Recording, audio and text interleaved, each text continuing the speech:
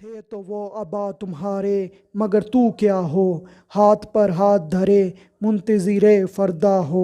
السلام علیکم ناظرین، آج ہم جس عظیم شخصیت کے متعلق بات کرنے جا رہے ہیں وہ قائد اعظم کے عظیم سپاہیوں میں سے ایک تھے۔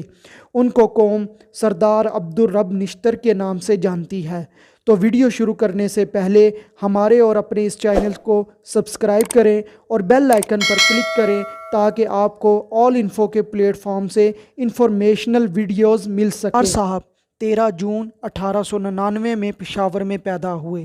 آپ کے والد کا نام مولوی عبدالحنان تھا۔ آپ نے قرآن پاک کی تعلیم گھر سے ہی حاصل کی۔ آپ نے مشن ہائی اسکول پشاور سے میٹرک کا امتحان پاس کیا، پھر آپ نے ایڈورڈ کالج میں ایڈمیشن لیا اور یہاں سے آپ نے گریجویشن کی۔ پھر آپ اعلیٰ تعلیم کے لیے علی گڑھ چلے گئے اور وہاں سے وکالت کی۔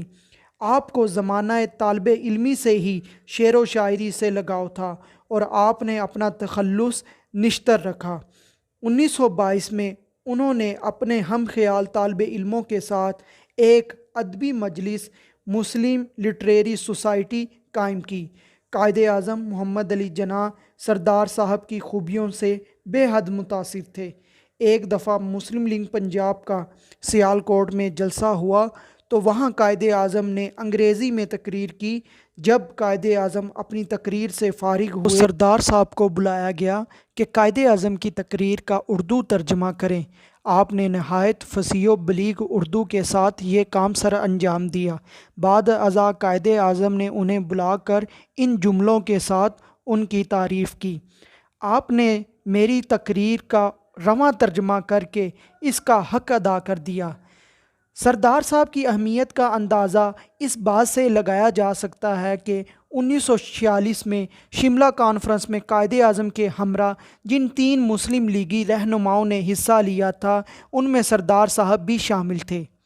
قیام پاکستان سے قبل ہندوستان کی عبوری حکومت میں مسلمانوں اور ہندوؤں کے وزراء شامل تھے اور اس کابینہ میں سردار صاحب وزیر مواصلات تھے۔ اگست 1947 کو اللہ تعالیٰ نے ہمیں پاکستان جیسی عظیم نعمت عطا کی۔ قیام پاکستان کے بعد پہلی قانون ساز اسمبلی کے اراکین میں سردار صاحب بھی شامل تھے۔ جب لیاقت علی خان نے وزیر اعظم پاکستان کا حلف اٹھایا تو اپنی کابینہ میں سردار صاحب کو بھی شامل کیا اور سردار صاحب کو وزیر مواصلات کا قلمدان سونپا۔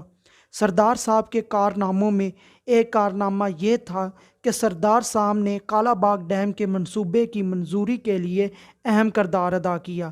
سردار صاحب کے کارناموں میں قرارداد مقاصد شامل ہے۔ ہی کی کاوش سے اس قرارداد کو آئین میں شامل کیا گیا۔ یوں تو سردار صاحب کی پاکستان کے لیے خدمات کا احاطہ کرنا مشکل ہے، لیکن آخر میں ان کا ایک واقعہ آپ کے زیر سماعت کرنا چاہتا ہوں۔ قیام پاکستان کے بعد جب آپ کو انڈیا جانے کا موقع ملا تو وہاں کے سردار ویلا بھائی پٹیل نے سردار صاحب سے پوچھا کہ وسائل نہ ہونے کے باوجود پاکستان کس طرح قائم ہے، تو آپ نے فرمایا: تم نے اثاثوں کی تقسیم میں تو بددیانتی کی مگر میرے اللہ کو تقسیم نہ کر سکے۔